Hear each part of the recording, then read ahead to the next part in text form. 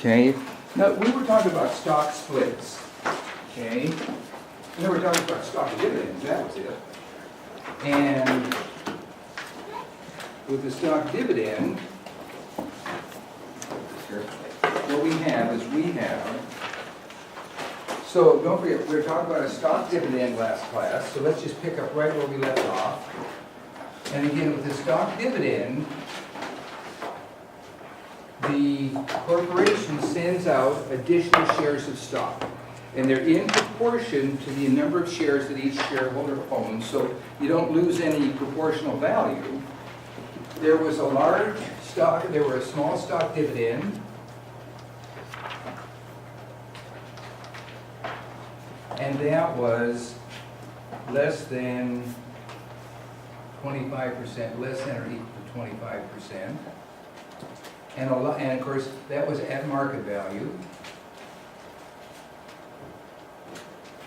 There was a large stock dividend, and that was greater than 25%, and that's at par.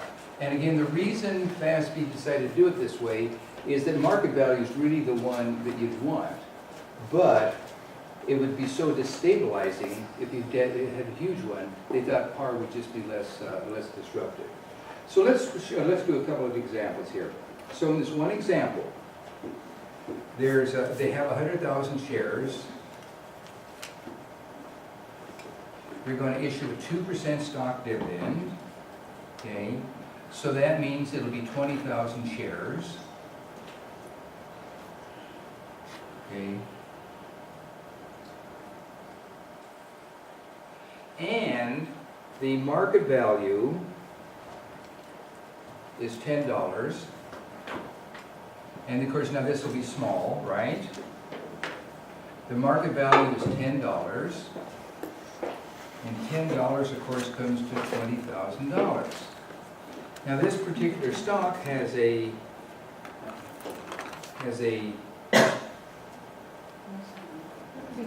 200,000? Oh, I'm sorry, just a second. So 2% would be 2,000 shares, okay?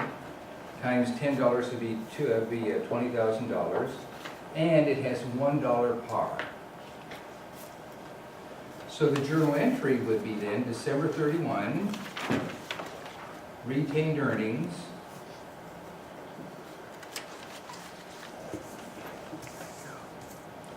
will be debited for 20,000. Common stock distributable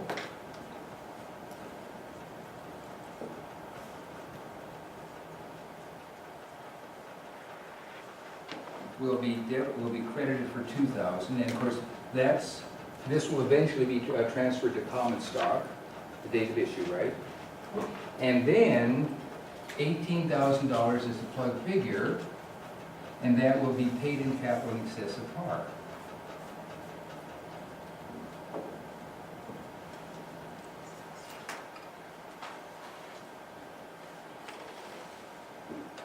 The result is that current stockholders now own more shares of stock. Their proportional ownership remains the same, and the market value of the stock is transferred from retained earnings to contributed capital. Okay, and of course that makes sense because now it's in the hands of the shareholders. Yeah. Shouldn't it be 200,000? Well, now it's 100,000 shares, right? 2% would come to 20,000. $10 a share is the market value. That would be 20,000, right? 20,000 times 10 is 200,000. It's 2,000. Well, this is 2,000, right? Oh, okay. Yeah, because there's 100,000 shares outstanding. Oh, okay. Yeah, and by the way, I should thank you for your question, because you know when I'm on your side of the table, and it just, you know what I mean? Man, just, yeah, I can't move on until I get my answer to questions, so be sure to, thank you. All right, does that make sense? Okay, now, why don't I do quick study 13-9, and that's in page 536.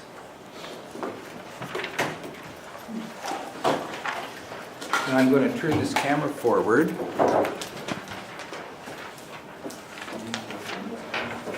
And be sure to yell if you guys got a question on any of that. Is there if there's a mysterious word?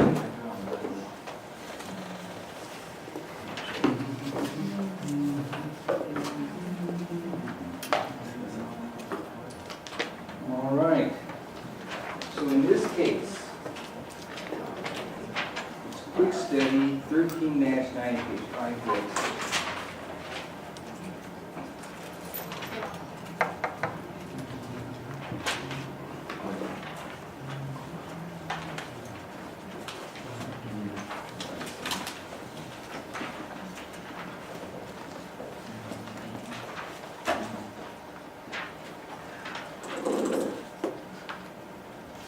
It's down here towards the bottom. I'm going to fold this in half because it'll lay more nicely. Here's 13-9. Now, what it says is,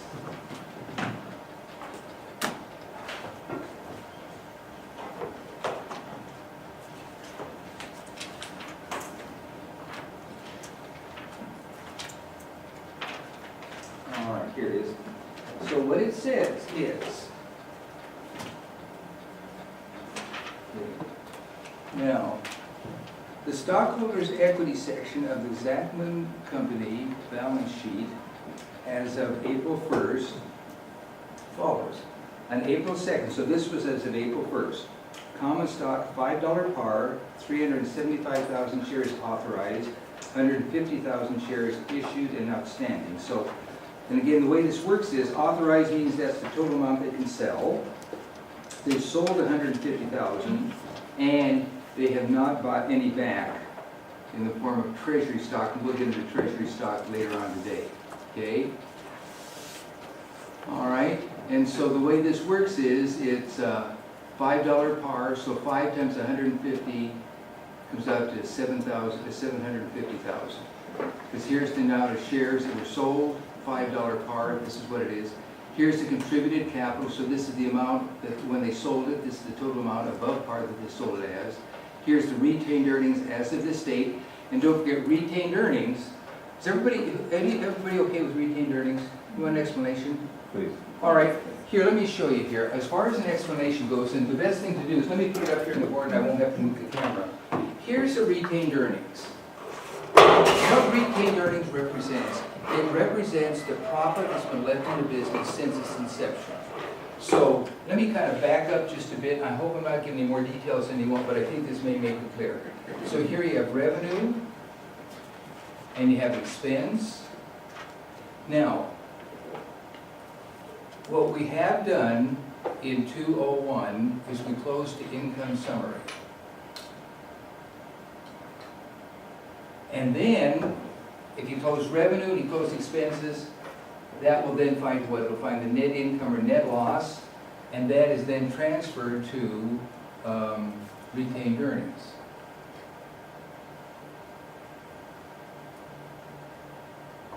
And dividends come out of retained earnings. So dividends are to a corporation as withdrawals are to a sole proprietorship. You're passing capital onto the owners, right? So what retained earnings represent is profit that's been left in the business since its beginning. So profit left in business. Okay? So it's increased by a net income, decreased by a net loss, decreased by dividends. Now, don't be surprised. Now, what income summary does is it finds your net income or net loss, and then transfers to the retained earnings. Its purpose is to keep details out of the retained earnings account. Many computerized systems close directly to retained earnings. The net effect is the same. The only thing is, if you use the income summary account, then when you go to retained earnings, you have fewer details. It's easier to see what's going on. But all it does is to keep details out of the retained earnings account. That makes sense? Yeah, Mike? What does that top portion say? It says profit left in the business. Yeah. Now, by the way, you know when I write these things, when I'm up close at a slant, they really look cool. when I watch them on the videotape, they look, yeah, it looks, yeah, anyway, but it's profit left in the business since its inception. Okay? So it's basically the same thing we were doing with the sole proprietorship. Instead of it being called capital, Mm-hmm. the capital accounts, and the Mm-hmm. withdrawals, it's retained earnings and dividends. Yep, that's exactly. It does, yep, that's exactly right. And by the way, everything works the same as it does with the sole proprietorship, it's just more complicated. Because in addition to what we used to call the capital account, you have the contributed capital, so it'd be the common stock and the in excess of par. And don't be surprised to see this not included, because its purpose is just to keep details out of either the capital or the retained earnings. Now, by the way, for what it's worth, you know, in a sole proprietorship, you'll see some of them having retained earnings. Like QuickBooks has a retained earnings account in their per sole proprietorship. Yeah, and again, it does the same things that capital, but just don't be surprised if you see it. Yeah, and this is what it does. All right, now, what questions are there? Does this make sense? And so what it is this represents profit that's been left in the business since its inception. So a net loss will decrease it, and net income will increase it, and dividends will decrease it. And so now, what happened here is when we had a stock dividend, we transferred money from this to contributed capital. Okay, and so contributed capital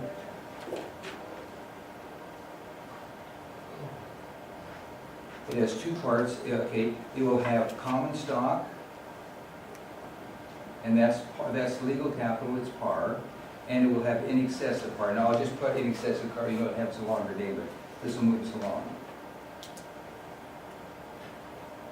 And what it does when you have a stock dividend, it transfers money from this to that. And it makes sense because people have the stock in their hand, right? And so this is a stock dividend.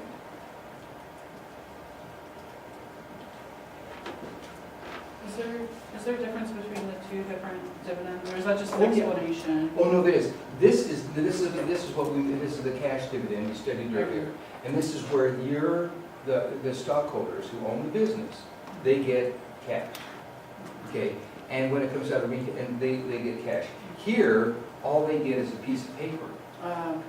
But, I hate to say that, because a piece of paper, this is, it's important stuff. So anyway, but what happens in this is they get a piece of paper, but because they have the piece of paper in their hand, it shows up as contributed capital. And it's moved out of retained earnings. And that's the rationale behind it. That sound good? Sky, how you doing? Does that make sense? Okay, all right, sound good. Okay. So what's the in excess of par? You said it's two parts there. Well, contributed capital, right? So when you sell stock, you multiply par times each share that goes into contributed capital, and the amount above par goes into excess of capital. Okay. So it's another account type. Well, yeah, again, and again, it's the amount, when you sell a share of stock, so suppose par was $10, and you sold it for 15, 10 would go to par, and 5 would go into in excess of par. Okay, all right. So let's go ahead and pick up where we left off.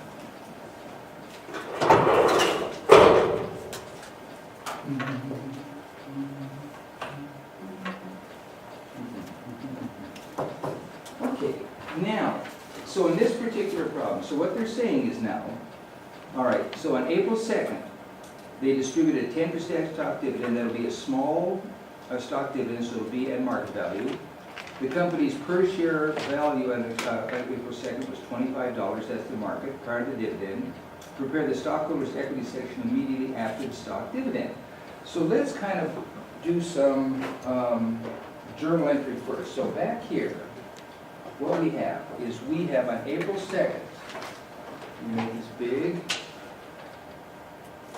So here we have April 2nd, and that's this when they issued the stock dividend. When they issued the stock dividend, what will happen on this thing is what we have here is there's 150,000 shares outstanding, right? It's a 10%, those are shares,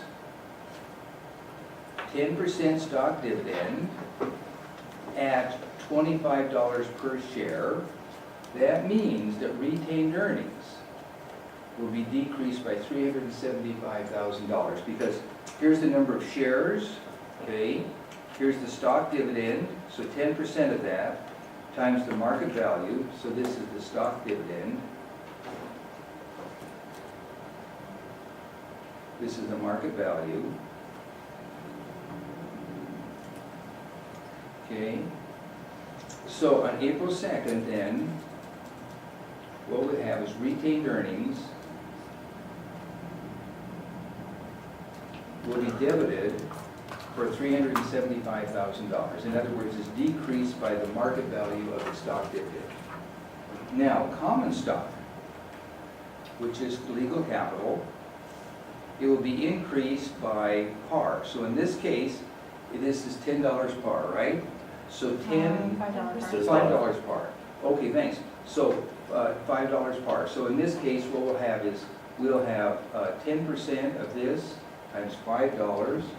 So in this case, it will be 150,000 shares, okay, times 10% times $5. So here's the total shares outstanding, 10% stock dividend, 5% per share. That comes to 75,000. And so common stock will be credited for 75,000. Then if we have 375 minus 75, 300 goes into contributed capital in excess of par. Where do you get the, I'll be with you just 1 second. Let me get this written down here.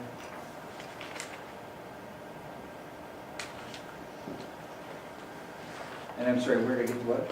the 150,000 up in the top left corner? Right here. Oh, okay. And Jonathan, so I'm giving you a good answer. What it is you know, it's the number of shares that No, that are makes sense outstanding. now. I was looking at the right side, all the way to the right, the prices instead of the actual Okay. shares. Yeah, yeah. Where does that 352,500 come from? I'm sorry, 352,000. Gain capital in Oh, I excess see. of It's par. the $20 times The answer is, it's a the given. 150,000. And the reason, where it came from, was when they sold these 150,000 shares. The total amount that they were sold for was these two added together. What would that be, 1,02,500? So what they did is they sold these 150,000 shares for $1,02,500. 750,000 went into par, was par, and the remainder went into above par. And Justin, sometimes it's easier to see if you write out the numbers. If you're satisfied with that, fine. If you want me to see me work through it, I'll be glad to. I think I'm good. You good? Okay. And that's what the original sale was. That's where the numbers came from. Or you can also just take it as a given. Okay? All right. Now, what happens with this then is, here's what the stockholders' equity section would look like afterwards. So afterwards, now common stock, actually, let me just put this up here rather than write it out. I think that you guys, so now this is after the fact. So after the fact, what it did is, let's see, I'll put this here. So after the fact, common stock increased by 75,000. So it went from 750,000, increased by 75, that's this number here. So the ending amount is 825,000. Contributed capital, it started out at 352,500. It increased by 300,000, so now it's up to 652,500. The total contributed capital are those two added together.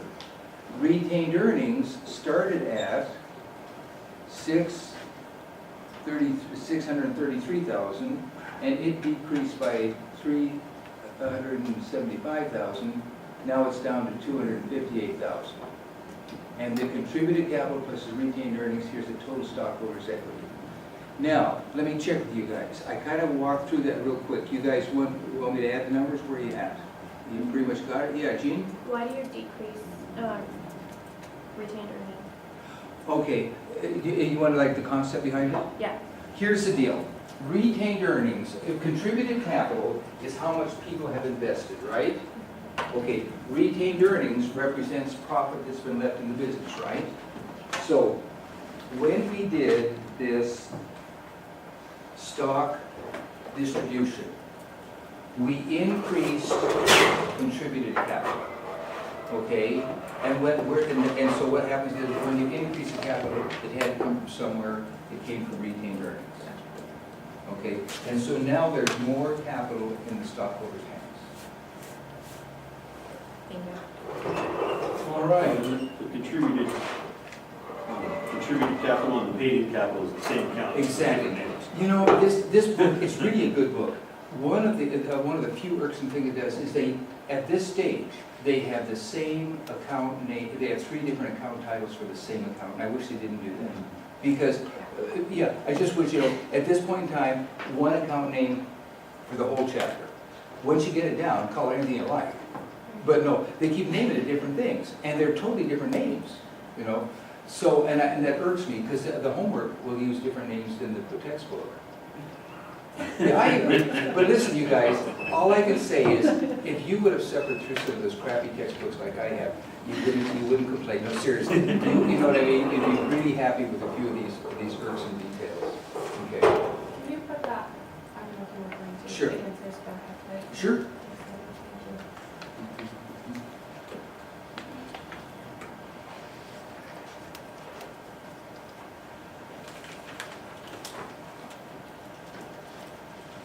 All right.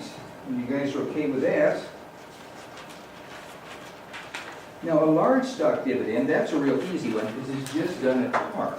So I'm going to move this camera around, turn on the light, and make sure you guys got all the notes taken that you want to take. And we'll do a large stock dividend, which is at par. And then we'll get on to preferred stock. Now, where are you guys at? You guys done with that? Okay, everybody doing good? Almost. No. And you're lost? Don't say that. Who said that? Oh, So, was that almost? Oh, okay, I thought I heard I'm lost. I shouldn't say don't say that. I don't mean to discourage good questions, but it's not something I want to hear.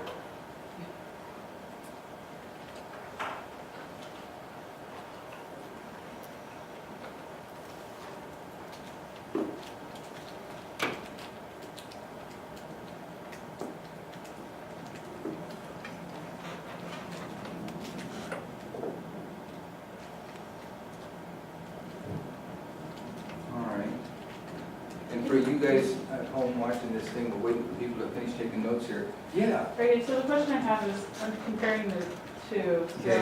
So, I know you just went over the account names being the same, but I kind of Sure. spaced out for a second. So the paid-in capital in excess of par value, common stock on there, the 352,500, Uh-huh. is now equivalent to the total contributed capital? Or the contributed capital in excess of par value? Which number is it? It's the contributed capital in excess of par. Yeah. 652,000? why did you? No, it was like 300,000. Hey, listen, see if this is helpful. I'm not sure what your question is, but see if this is helpful. Okay. What we did is we moved money from here Right, to these two, right, is what we did, right? right. And so it turned out to be in the amount, basically what it was a 10% stock dividend. Okay. So 10%, so. So 75,000 went to the common stock, the top Exactly, one, okay? And exactly. then underneath it, the 300,000 went there. Exactly. Okay, And then this went down, and then Right. retained earnings went down correspondingly. okay. So the equity stays And the equity stayed exactly the same. The equity stayed exactly the same. In fact, 1,735,500, 1,735,000. What did change now is there's more in the hands of the stockholders when they got the additional stock. That's what changed. Yeah, they own more of the company. So anything that says in excess of par value, is that going to be the same account? Well, yeah, now these are the same account, right? Right. It is, oh, do they? No. Yeah. I I didn't get, that's what you're about, Yeah, right, I was Ted? like kind of confused as You well. got, and that's the irks, but listen, you Yeah. guys, if you would have worked through some of these crappy, you know what I mean? Yeah. You'd be thankful for, because man, it can, yeah. Now, you know what happened here, is one person writes the questions, and another person writes the textbook. Okay. Yeah. What's the third name? Because I see the contributed capital and excessive par, and there's the paid-in capital and excessive Well, par. let me see something things. So contributed capital, paid-in capital, excessive par. I can't think of one offhand, but Okay. it basically it's the same words. Okay. Yeah. But I wish they wouldn't do it. Yeah, I agree. Yep. All right, you guys doing good? So let's go ahead now. With a large stock dividend, it's essentially the same process, except you just have it at par. So I'm going to move this over here.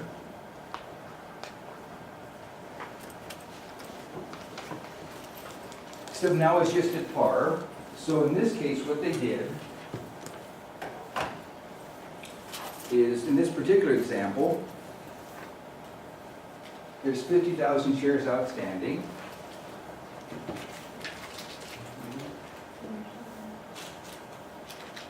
Okay, a $1 par. Okay, 40% stock dividend.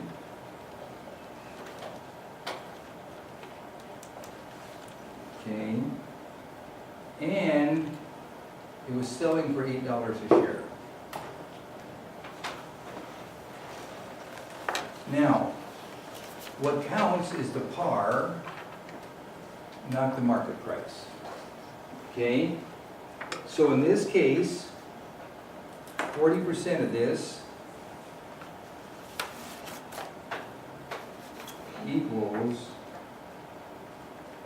200,000 shares times $1 par equals $20,000. Okay, just as before, so on December 31, that's the date it happened, retained earnings is debited for $20,000, and common stock distributable is credited for $20,000. And of course, this will be transferred to common stock. And again, it's the same thing we did before. The only difference is it's at par. And when it's at par, it moves from retained earnings to the value of par just moves from retained earnings to contributed capital. I have a question. It's not Sure. stupid. I'm But, going to take a minute and get a darker marker here. What's that? so retained earnings is the increase. The opposite, it's being decreased. Decrease. Yeah. Okay. Because what we're doing here now is contributed capital increases because the stockholders own more of the corporation. They got more stock. And where does the money come from? It comes from retained earnings. Okay. So we're moving it from here to there. Okay. Thank you. And again, the only difference is now it's at par, and when it's at par, there's no paid in, no matter what you want to call it. There's no contributed capital excessive par or paid in capital excessive par. It's all par. All right. Okay. All right, does that make sense? All right. Now, let's get into a stock split.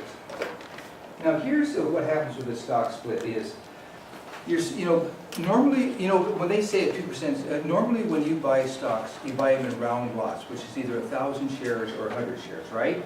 So when we have a really successful company, the price just keeps increasing, and then 100 times the big number is a really big number, and people can't buy round lots, right? It makes it impossible just to trade it, the practicality of trading it. So what you want to do is you want to bring the price of a share down. So suppose you have a 2-for-1 stock split.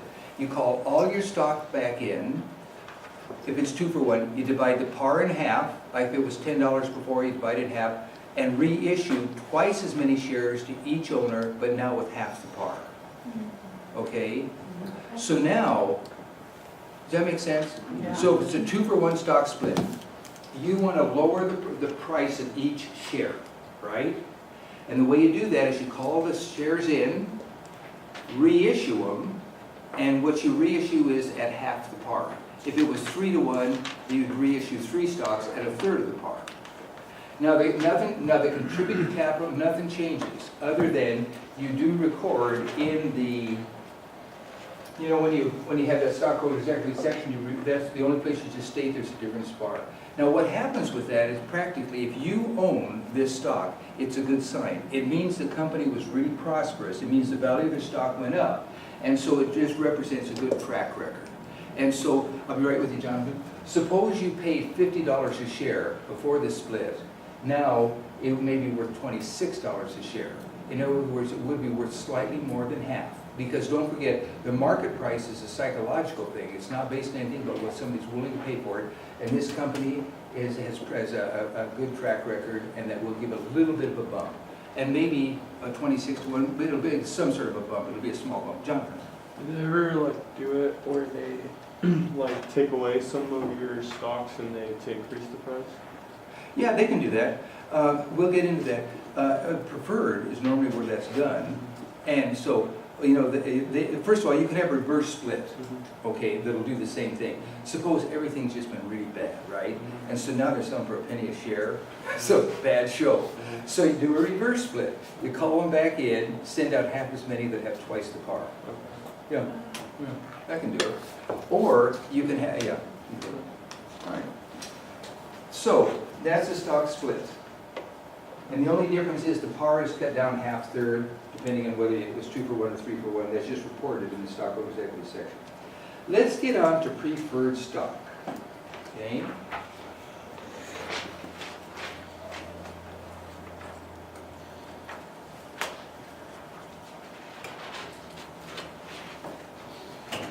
Now, preferred stock, generally what it does, it has a preference to dividends.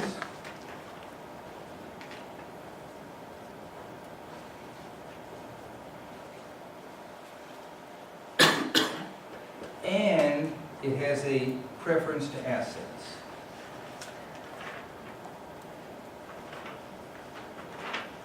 So what this means is that when you buy preferred stock, normally it will come with a stated dividend rate.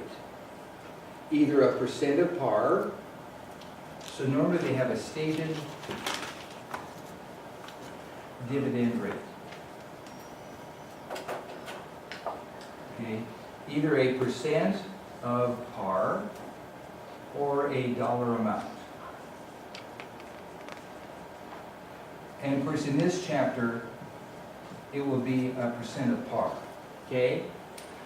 So what it means is the fact that if a dividend is declared by the board of directors, the preferred stockholders get their dividend first. If there's anything left over, it goes to the common stockholders. If there's nothing left over, the common stockholders don't get anything, okay? That's the preference to dividends.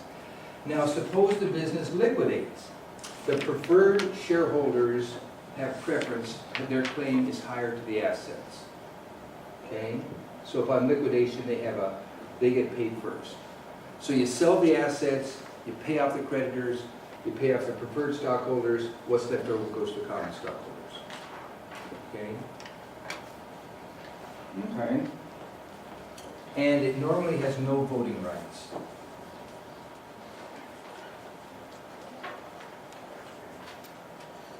Okay, so normally it has no voting rights. Is that because it's not mutual agency? It's not what? Mutual agency? No, the mutual agency, that's the thing, that's only for partnerships. And what that says is any one of the partners acting in the normal course of business binds the partnership. Okay. Okay, any one of them can sign a contract. Okay. What this says is the fact that when, don't forget, common stock elects the board of directors, right? Right. These people don't have a vote. Okay. Okay. Another way of looking at it, if you're an investor, this is more like lending money than it is investing.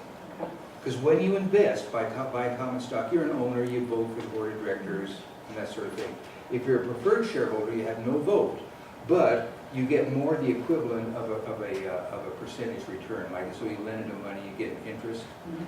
As from an investor standpoint, it's more like debt. That'd be more like lending him money than buying a stock. And it's much more secure, because if the business does go out of business, you have to sell the assets, you pay off the creditors, pay off the preferred shareholders, and then the common shareholders, so there's less risk. Okay. All right, so let me do quick study 13. Now, by the way, this can also be convertible. And what that means is, the shareholder can say, I want to, the shareholder has the right, if it's convertible, the shareholder has the right to convert their preferred stock into common stock. Okay, at their choice.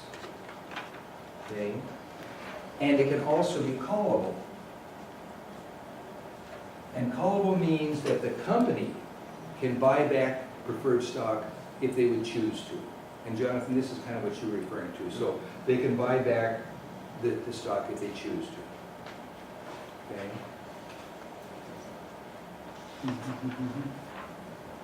So it's convertible means the holder of the stock, of the preferred stock, can choose to have it converted into common stock. If it's callable, the company can buy it back whether the stockholder likes it or not. Okay? All right, so let me do quick study. I'll put it here on the board. Let me do quick study 13-6, and you'll find that on page 536.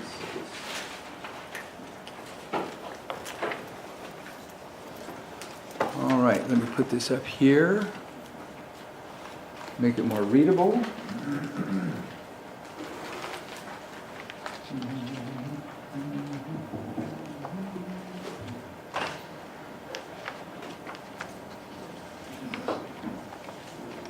All right.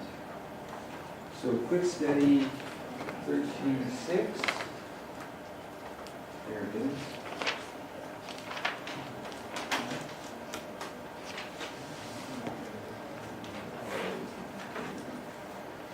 Here's 13-6.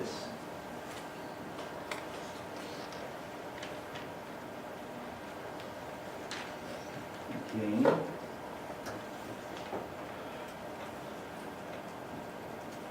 All right. So, here's the way this reads. It says, prepare the journal entry to record the Stepan Company's issuance of 12,000 shares at $50 par, 6% cumulative preferred for $75 cash per share. So what it will do is the par value will be 12,000 times $50, and then 12,000 times $25 will go into paid capital in excess of par. Okay? So let me put this up here. So the way this works is, so what we're going to do is we're going to debit cash.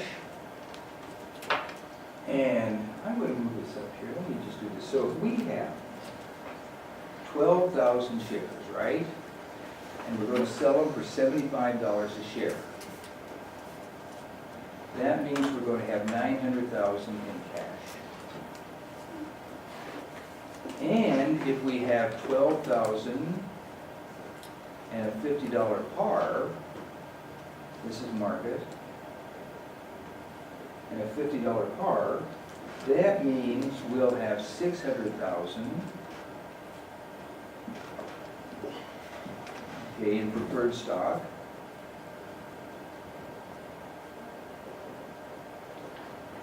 And then 75 minus 50 is $25. That'll be the amount above par. And again, it's 12,000 shares. Well, actually, there's a simpler way of doing it. Then we'll just take the difference. That 300,000 will be in excess of par. Is that preferred stock or common stock? A preferred stock. Okay? Does that make sense? So, does that make sense? So, when we're talking, this whole thing is preferred stock. And I think the best answer to your question is, it's the same, it's a parallel process to common stock. Okay?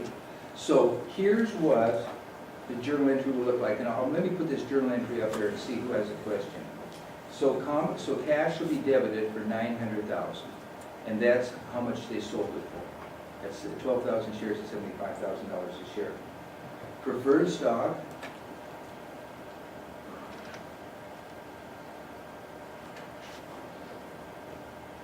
$50 par.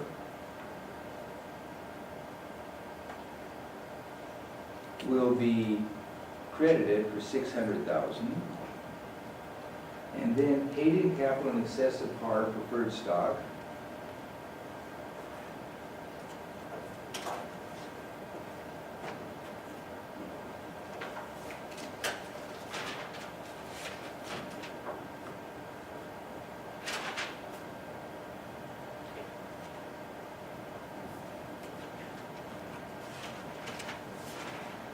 will be credited for 300,000. So it's the exact same process as we had with common stock when you sell it. Okay? So do you have to distinguish between the paid-in capital excess of par for preferred stock and common stock? Yep, Okay. for the exact same reasons. Yeah, Okay. yeah. Okay. Now, assuming the facts in part one, as a year-end dividend, what is the amount of dividend paid for shareholders? Well, in this case, let's go back and take a look at it. So what they have here, it's a 6% stock, right? So in this case, it'll be $50 par. Okay? Per share. This is par, this is per share. Times 6%. Times 12,000 shares.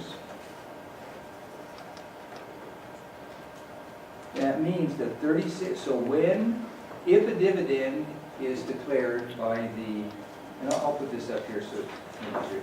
If a dividend is declared by the board, 36,000 goes to the preferred shareholders. If there's anything above that, anything left over, it goes to common shares. Does that make sense of that figure? Say that one more time? Sure. What this says is that the board of directors declares a dividend. And let's say they declare a $40,000 dividend, right? Well, 36,000 goes to the preferred shareholders. The remaining 4,000 goes to the common shareholders. If they declare a $36,000, it goes to all of it goes to the preferred, none to the common. I get what you're saying. What's that? I understand that. Okay. And Angelica, you said you understand it? Yeah, Oh, okay. so it's, they can declare any amount, what they want to pay, it doesn't matter. If it goes over a certain amount, it gets paid the common stock. Exactly. Yep, that's exactly right. And again, sure, don't forget they have the preference to dividends, but they have a cap on their preference. Okay. And you'll see it sometimes as a dollar amount, Mhm. sometimes as a percent of par. Okay. In this textbook, it's all a percent of par. And this is the way it's figured. And then, of course, in this case, this is, so then what they do, So, I'm sorry, no, the 36,000 gets broken down into 12,000 shares, so Yeah, it's like exactly. $3 per share. well, it'll be, it will be $3 per share. Because it'll be 6% of $50, which is $3. Okay. So basically, you're right, every share of preferred stock will get $3. Okay. So if you own one share, you get $3. Okay. 10 share, $30. Okay, and the way to do it. Okay, you guys doing good? All right, sounds good. Okay, let's do this. Let's turn to extras. So now, while we're on the subject, when they issue a dividend, I'm going to move this back here. When you buy the preferred shares, sometimes the dividend will be cumulative and sometimes it'll be non-cumulative. Okay? So let me turn on the lights so it's easier to read. And let's go over cumulative and non-cumulative. So, and again, we're talking about preferred stock, right? We're still back to preferred stock. So if it's cumulative,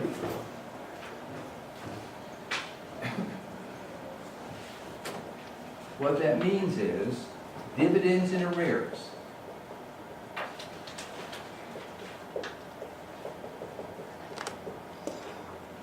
Must be paid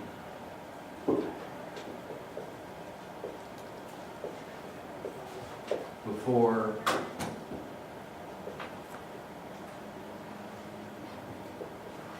common stock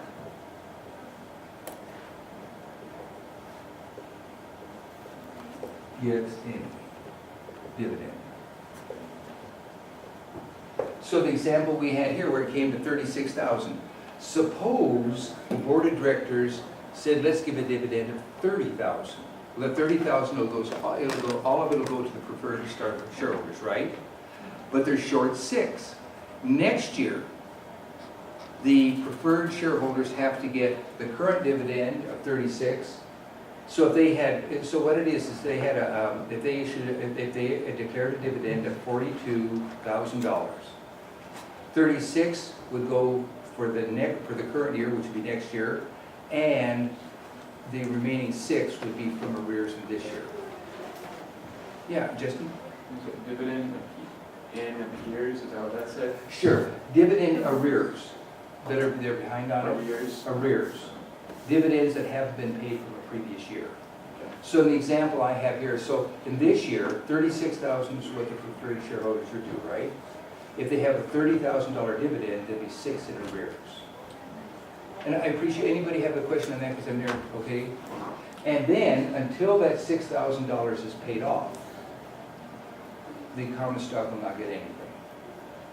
Okay? Now, if it's non-cumulative,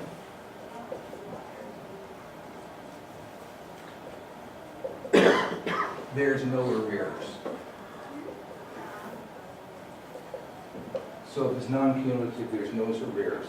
So let me give you an example here. Let's do this. Let's do exercise 13-8. You find that on page 539. Okay? Why don't I do 2011? You guys do the rest. And then, so in this case, it's exercise 539. Okay?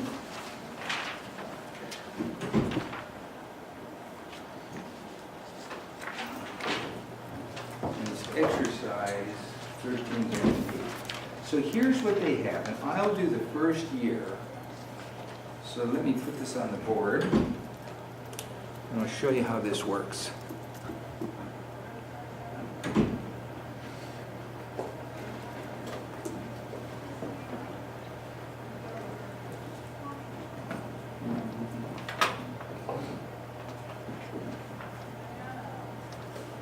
Okay. So,